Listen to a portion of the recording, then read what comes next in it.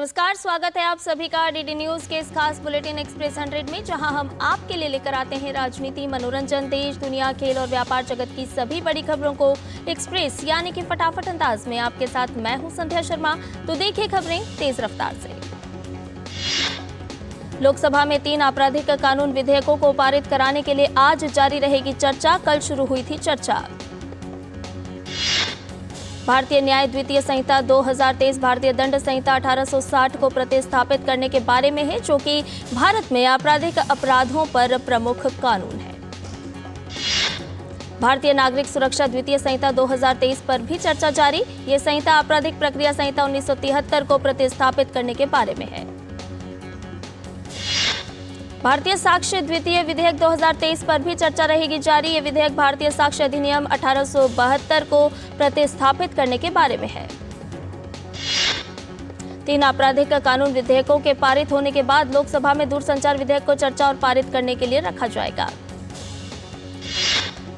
कानून मंत्री अर्जुन राम मेघवाल लोकसभा में मुख्य चुनाव आयुक्त और अन्य चुनाव आयुक्त विधेयक 2023 को चर्चा के बाद पारित करने का प्रस्ताव रखेंगे। राज्यसभा में पारित हो चुका है ये विधेयक। सूचना और प्रसारण मंत्री अनुराग सिंह ठाकुर प्रेस और आवधिक पंजीकरण विधेयक 2023 को पारित करने का प्रस्ताव रखेंगे।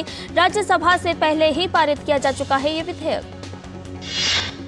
राज्यसभा में वित्त मंत्री निर्मला सीतारमण केंद्रीय माल व सेवा कर द्वितीय संशोधन विधेयक 2023 और अनंतिम कर संग्रहण विधेयक 2023 को चर्चा के बाद लोकसभा को लौटाने के लिए प्रस्ताव रखेंगी। लोकसभा पहले ही पारित कर चुकी है ये विधेयक। राज्यसभा ने कल विपक्षी दलों के हंगामे के बीच संक्षिप्त चर्चा के बाद विनियोग नंबर 3 और 4 विधेयक 2023 लोकसभा को लौटा दिया। राज्यसभा के सभापति ने संसद के बाहर टीएमसी सांसद कल्याण बनर्जी द्वारा उनकी मिमिक्री से जुड़ी घटना को शर्मनाक बताया। लोकसभा ने कल केंद्रीय वस्तु और सेवा कर दूसरा संशोधन विधेयक 2023 पारित किया। लोकसभा ने कल राष्ट्रीय राजधानी क्षेत्र दिल्ली कानून विशेष प्रावधान दूसरा संशोधन विधेयक 2023 पारित किया।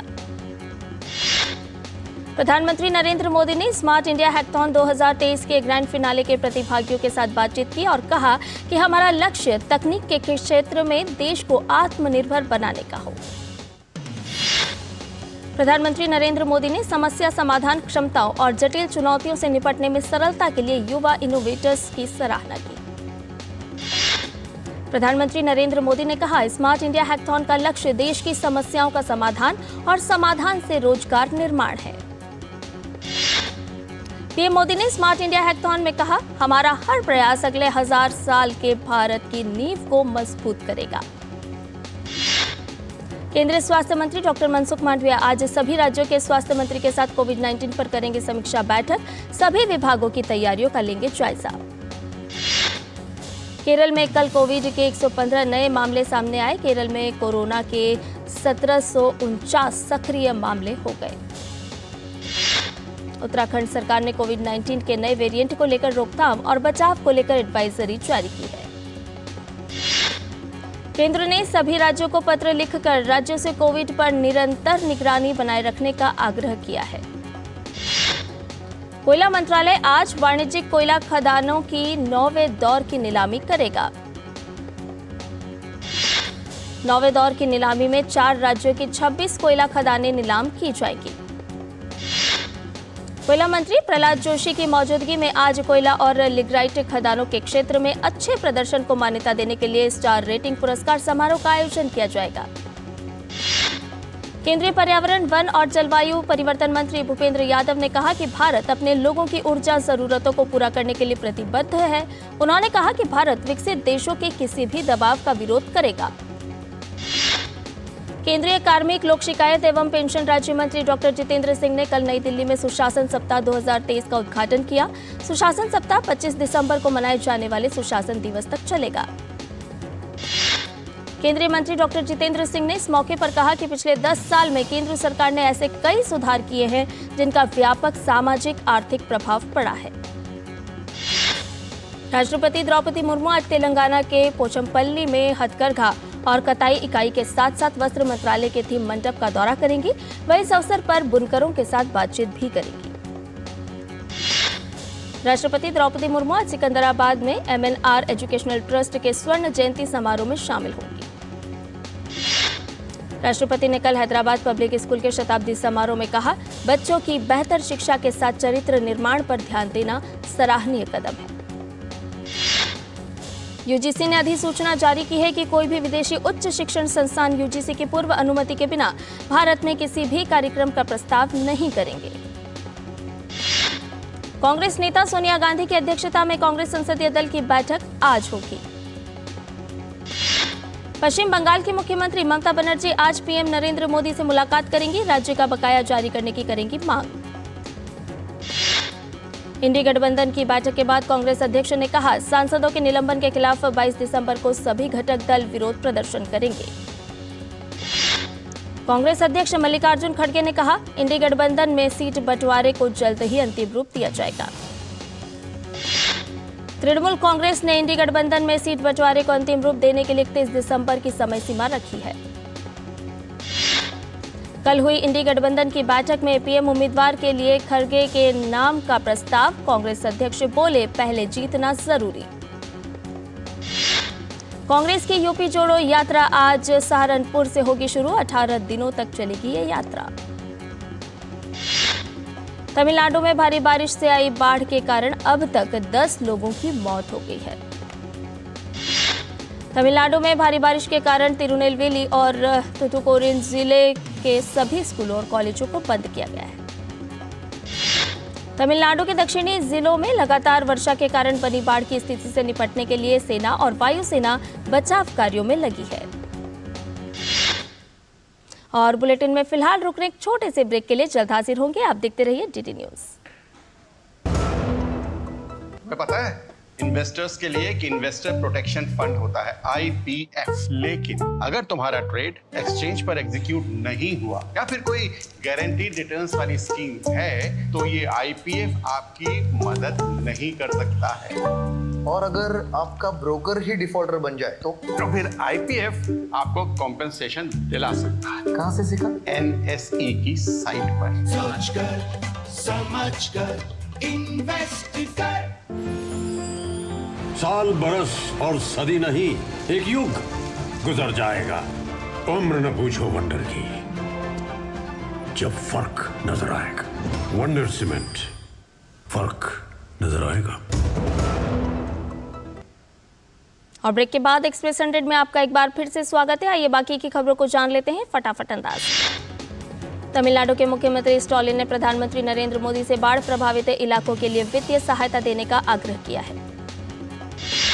तमिलनाडु में बारिश के कारण ट्रेन सेवा आज भी प्रभावित। दक्षिण रेलवे ने रद्द की कई ट्रेनें।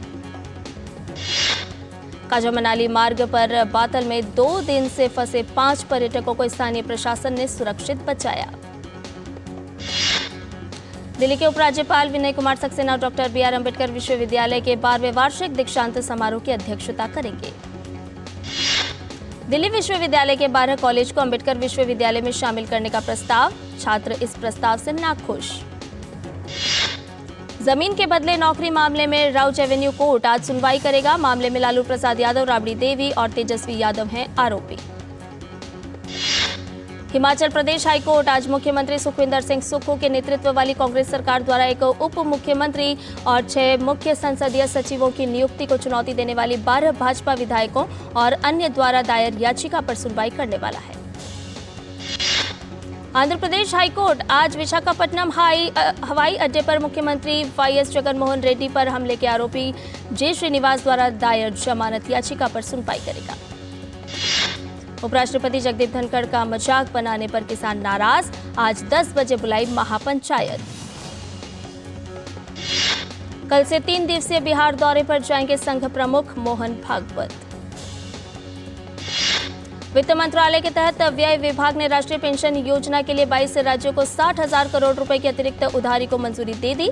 इस रकम की इजाजत सरकार की तरफ से साल 2023-24 के लिए दी गई है। घोषणा के मुताबिक NPS के लिए 2023-24 के लिए शुद्ध उधार सीमा से ये ज्यादा होगी। राज्यों के लिए सामान्य शुद्ध उधार सीमा उनके सकल राज्य घरेलू उत्पाद की 3% तय की गई है। प्रधानमंत्री सूक्ष्म खाद्य प्रसंस्करण उद्यमों के औपचारिकरण योजना के अंतर्गत देश में एक जिला एक उत्पाद ब्रांड पर आधारित 12,024 सूक्ष्म खाद्य प्रसंस्करण इकाइयों को क्रेडिट लिंक्ड सब्सिडी मंजूर की गई है। एक जिला एक उत्पाद ब्रांड पर आधारित 12,024 सूक्ष्म खाद्य प्रसंस्करण इकाइयों में से 756 इकाइयां उत्तर प्रदेश में, 109 इकाइयां राजस्थान में, 69 इकाइयां गुजरात में और 240 इकाइयां ओडिशा में। खाद्य प्रसंस्करण उद्योग मंत्रालय 2018-19 से प्रधानमंत्री किसान संपदा योजना के तहत एक केंद्रीय क्षेत्र योजना ऑपरेशन ग्रीन्स कार्यान्वित कर रहा है, जिसका उद्देश्य किसानों की मूल्य प्राप्ति को बढ़ाना और फसल के बाद के घाटे को कम करना है। ऑपरेशन ग्रीन्स योजना के तहत कुल परियोजना लागत 2,457.49 करोड़ रुपए के लिए 634.59 करोड़ रुपए की अनुदान सहायता के साथ चिन्हित उत्पादन क्लस्टरों में पात्र फसलों के लिए देश भर में 53 परियोजनाओं को मंजूरी दी गई है। मेटा और open network for digital commerce ने एक साझेदारी की घोषणा की, जिसके तहत छोटे व्यवसायों को डिजिटल कॉमर्स का लाभ उठाने के लिए प्रशिक्षित किया जाएगा। इस साझेदारी का मकसद छोटा कारोबार चलाने वालों को शिक्षित करना है, ताकि वे मेटा के व्यवसाय और तकनीकी समाधान प्रदाताओं के जरिए व्हाट्सएप पर खरीदारों से बेहतर ढंग से जुड़ सके। वर्ल्ड बैंक ने डेटा रिलीज कर बताया है कि विदेशों में रह रहे भारतीयों ने इस बार पिछले साल के मुकाबले 12.3% ज्यादा रकम भारत भेजी है, जो कि देश के जीडीपी का 3.4% है। विदेशों से भारत भेजी जाने वाली रकम अब तक 125 अरब डॉलर हो गई है, जो कि साल 2022 में 111.22 अरब डॉलर थी। जिंदल स्टेनलेस लिमिटेड के बोर्ड ने रूबिरोन विनियम प्राइवेट लिमिटेड के अधिग्रहण को मंजूरी दे दी। यह कंपनी परिसमापन प्रक्रिया से गुजर रही है। पैनासोनिक लाइफ सॉल्यूशंस इंडिया और पैनासोनिक कॉर्पोरेशन ने leading seed stage venture capital 100x VC के सहयोग से घोषणा की है कि उन्होंने Panasonic ignition corporate innovation accelerator programme के लिए प्राप्त 140 से ज्यादा एंट्री में से 12 स्टार्टअप का चयन किया है। ये स्टार्टअप अगले 3 महीनों में प्रोग्राम का हिस्सा बनेंगे। आरबीआई ने बैंक और गैर बैंकिंग वित्त कंपनियों को वैकल्पिक निवेश फंड की किसी भी योजना में निवेश करने से रोक दिया है, जिसमें प्रत्यक्ष या अप्रत्यक्ष रूप से बैंकों या एनबीएफसी का किसी लेनदार कंपनी में निवेश है।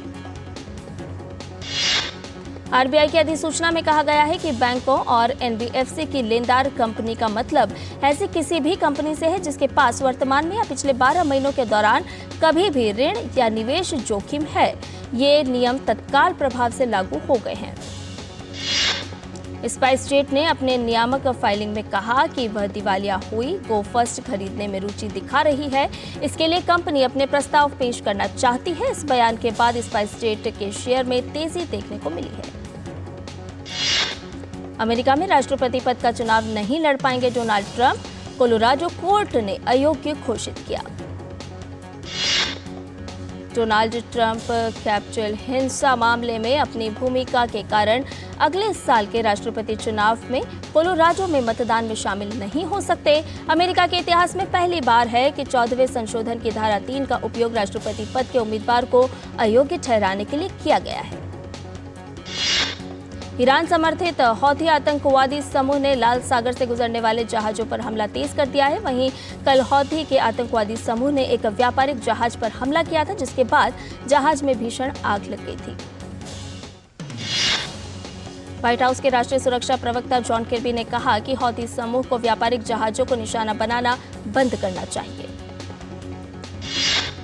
आइसलैंड में ज्वालामुखी में विस्फोट के बाद जमीन पर लावा निकल रहा है। कई हफ्तों की भूकंपीय गतिविधि के बाद देर रात दक्षिण पश्चिमी आइसलैंड में रेक्जेन्स प्रायद्वीप पर हुए विस्फोट से हवा में 100 मीटर से अधिक दूर तक लावा और धुआं फैल गया।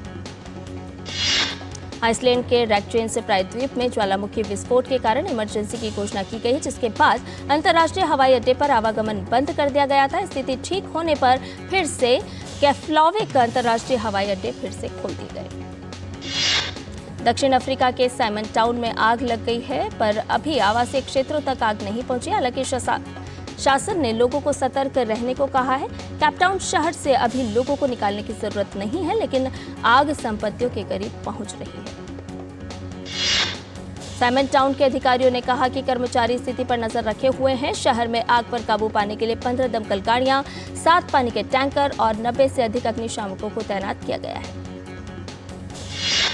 अमेरिकी विदेश विभाग के प्रवक्ता मैथ्यू मिलर ने रूसी विपक्षी राजनेता के बारे में जानकारी देते हुए बताया कि अमेरिका को जेल में बंद रूसी विपक्षी राजनेता एलेक्सी नवल्नी के हालात और ठिकानों के विषय में कोई जानकारी नहीं मिली है। कोर्ट में दाखिल किए गए दस्तावेजों से यह पता चला है कि नवल्नी की इस सोमवार को कोर्ट में होने वाली 2 सुनवाई अब जनवरी तक के लिए स्थगित कर दी गई है। दक्षिण अफ्रीका ने 3 वनडे मैचों की सीरीज में शानदार वापसी करते हुए भारत को दूसरे वनडे में 8 विकेट से हरा दिया है। जीत के लिए मिले 212 रन के लक्ष्य को मेजबान अफ्रीकी टीम ने 45 गेंद शेष रहते 2 विकेट खोकर हासिल कर लिया। इस जीत के साथ 3 मैचों की सीरीज 1-1 से बराबर हो गई है। भारत से लक्ष्य का पीछा करते हुए अफ्रीकी टीम के लिए सलामी बल्लेबाज टोनी डी जॉर्जी ने शानदार शतकीय पारी खेली। जॉर्जी ने नाबाद 119 रन बनाए। आईपीएल 2024 के लिए दुबई में मिनी ऑक्शन हुआ, जहां ऑस्ट्रेलियाई खिलाड़ी मिचेल स्टार्क चर्चा का केंद्र रहे। स्टार्क को कोलकाता नाइट राइडर्स ने 24.75 करोड़ में खरीदा। स्टार्क की कीमत आईपीएल नीलामी के इतिहास की अब तक की सबसे बड़ी बोली है। पैट कमिंस को आईपीएल नीलामी में सनराइजर्स हैदराबाद ने 20.50 करोड़ में खरीदा। आईपीएल में अब तक पैट कमिंस ने कुल 42 मुकाबले खेले हैं, जिसमें 45 विकेट हासिल किए हैं। भारतीय टीम के ऑलराउंडर हर्षल पटेल को पंजाब किंग्स ने 11 करोड़ 75 लाख रुपए की मोटी रकम देकर खरीदा है। उनका बेस प्राइस 2 करोड़ था। और बुलेटिन में फिलहाल रुक रहे हैं एक छोटे से ब्रेक के लिए, जल्द हाजिर होंगे। साल, बरस और सदी नहीं, एक युग गुजर जाएगा। उम्र न पूछो वंडर की, जब फर्क नजर आएगा। वंडर सीमेंट, फर्क नजर आएगा। मेरे पास ऑलमोस्ट सभी तरीके के कस्टमर्स आते हैं, जो छोटा कारोबार करते हैं, दुकान वाले हैं, हाउसवाइफ्स हैं। तो वो लोग समझते हैं इस चीज़ को कि आज वो वर्किंग हैं, कल को जब वो वर्किंग नहीं रहेंगे तो उस कंडीशन पे उनका क्या होगा। तो इसीलिए रिटायरमेंट प्लान हमें पहले से ही लेना चाहिए कि हम अपने ओल्ड एज पर आकर उस रिटायरमेंट प्लान का फ़ायदा उठा सकें। अपने बेहतर कल को सुनिश्चित करने के लिए एनपीएस ज़रूरी है।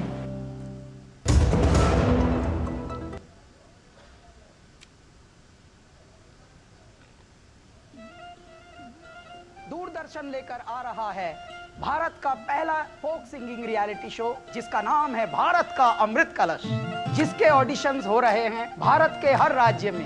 यदि आप हैं एक लोक गायक, यदि आप हैं एक फोक सिंगर और आपकी आयु 18 से ऊपर है, तो आज ही इन नंबर्स पर कॉल करके अपने आप को रजिस्टर कीजिए, पंजीकृत कीजिए। यह है एक सुनहरा मौका अपने राज्य के लुप्त होते हुए एक फोक संगीत, फोक म्यूजिक को हर भारतीय तक पहुंचाने का, सिर्फ डीडी नेशनल पर, देश का पहला चैनल, देश का अपना चैनल।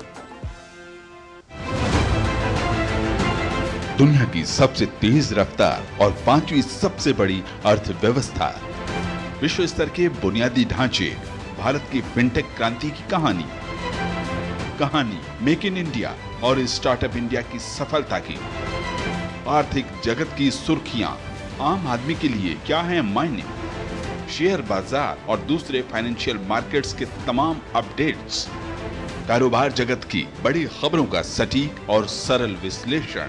देखिए इकोनॉमी टुडे सोमवार से शुक्रवार सुबह 9:30 बजे सिर्फ डीडी न्यूज पर। और ब्रेक के बाद एक्सप्रेस 100 में आपका एक बार फिर से स्वागत है। न्यूजीलैंड के स्टार ऑलराउंडर डेरिल मिचेल को चेन्नई सुपर किंग्स ने 14 करोड़ में टीम के साथ जोड़ा है। मिचेल का बेस प्राइस 1 करोड़ रुपए था। डेरिल मिचेल आईपीएल के इतिहास में सबसे ज्यादा कीमत पर बिकने वाले कीवी खिलाड़ी बन गए। न्यूजीलैंड के युवा ऑलराउंडर रचिन रविंद्र को चेन्नई सुपर किंग्स ने खरीदा। वनडे विश्व कप में अपने शानदार प्रदर्शन के लिए चर्चा में रहे रचिन को चेन्नई की टीम ने 1.8 करोड़ रुपए में खरीदा। चौथे टी20 में इंग्लैंड ने वेस्ट इंडीज को 75 रन से हराकर 5 मैचों की सीरीज 2-2 से बराबर कर दी है। जीत के लिए मिले 268 रन के जवाब में वेस्ट इंडीज ने 192 रन बनाए। इंग्लैंड के लिए फिल सॉल्ट ने लगातार दूसरे मैच में शतकीय पारी खेली। अंतर्राष्ट्रीय हॉकी महासंघ के सालाना पुरस्कारों में भारतीय महिला हॉकी टीम की कप्तान सविता पुनिया को साल की सर्वश्रेष्ठ महिला गोलकीपर का पुरस्कार मिला है। सविता ने लगातार तीसरे साल ये पुरस्कार अपने नाम करने में सफलता पाई है। भारत के हार्दिक सिंह को अंतर्राष्ट्रीय हॉकी महासंघ द्वारा वर्ष 2023 के लिए वर्ष का सर्वश्रेष्ठ पुरुष खिलाड़ी चुना गया। वो ऑनलाइन वोटिंग में जर्मनी के निकलास वैलेन से आगे रहे। हार्दिक को कुल पड़े वोटों में से 34% वोट मिले। 75वीं इंटर स्टेट एवं इंटर जोनल बैडमिंटन चैंपियनशिप 2023 में महाराष्ट्र ने महिला वर्ग में और एयरपोर्ट अथॉरिटी ऑफ इंडिया ने पुरुष वर्ग में जीत दर्ज की। इस प्रतिष्ठित राष्ट्रीय प्रतियोगिता का आयोजन बैडमिंटन एसोसिएशन ऑफ इंडिया द्वारा किया गया। इंग्लिश क्लब मैनचेस्टर सिटी ने फीफा क्लब विश्व कप के फाइनल में स्थान बना लिया है। सेमीफाइनल में मैन सिटी ने उराफा रेज डायमंड्स को आसान मुकाबले में 3-0 से हराने में सफलता पाई। फाइनल में मैन सिटी का सामना ब्राजील के फ्लूमिनेंसे क्लब के साथ होगा। चेल्सी ने EFL कप के सेमीफाइनल में स्थान बना लिया है। रोमांचक क्वार्टर फाइनल में चेल्सी ने न्यूकैसल यूनाइटेड को पेनल्टी शूटआउट में 4-2 से शिकस्त दी। निर्धारित समय तक दोनों टीम 1-1 से बराबर रही। फुलहम भी EFL कप के सेमीफाइनल में पहुंचने में सफल रही है। अंतिम 8 के मुकाबले में फुलहम ने एवर्टन पर पेनल्टी शूटआउट में 7-6 की रोमांचक जीत हासिल की। टाइगर वुड्स का मानना है कि वे अब भी PGA टूर पर जीत दर्ज कर सकते हैं। वुड्स तकनीकी सर्जरी से उबर रहे हैं और 2024 में वे 1 महीने में एक ही इवेंट खेलेंगे। फिल्म निर्माता संदीप रेड्डी वांगा के निर्देशन में बनी film animal global box office पर 800 करोड़ से ज्यादा की कमाई करने में कामयाब रही है।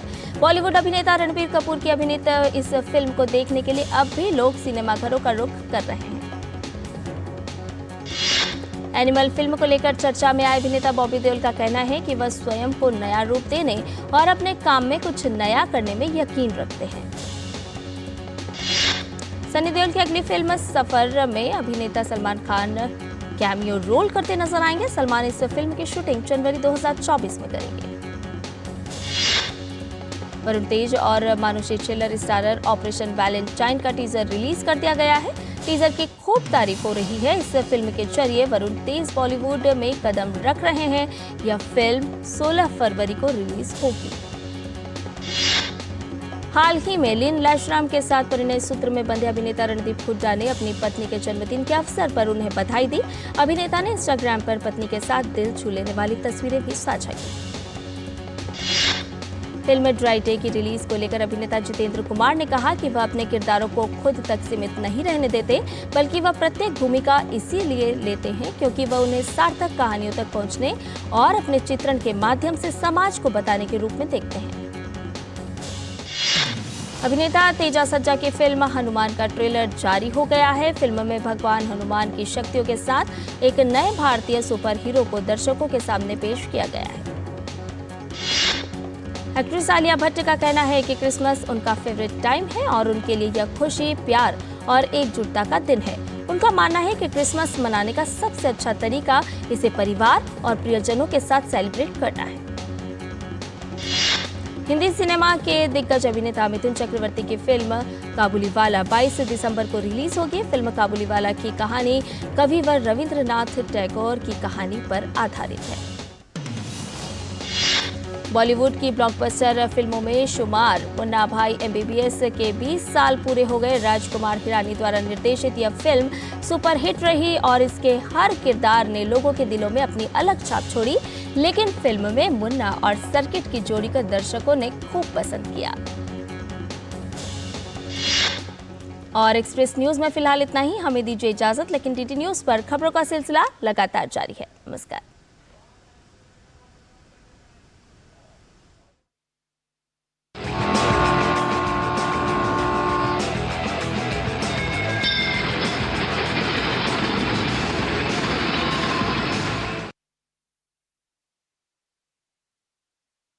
हमें हिंसक नहीं होना है।